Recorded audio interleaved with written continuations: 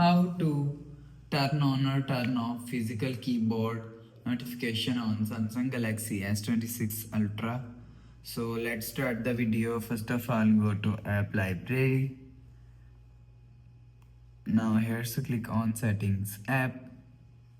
Now in settings, scroll down and click on notifications. So after click on notification, click on app notifications and click on this three dot icon and click on show system apps. So after click on show system apps, so click on Android system and you will see now notification category is not showing here. Go back and click on advanced settings and turn on manage notification categories for each app is turn on. So after turn on this button, go back and click on app notification, click on this three dot icon show system apps. So click on Android system and click on notification categories.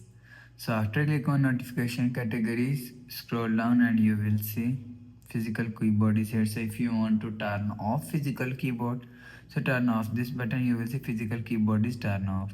So if you want to turn on physical keyboard, so turn on this button. So after turn on this button, you will see physical keyboard is turn on. So you will turn on or turn off physical keyboard from here. So after the process, go back to home screen, refresh phone. So that's how you can turn on or turn off physical keyboard notifications on Samsung Galaxy S26 Ultra. So if you like the video, please subscribe. Thanks for watching.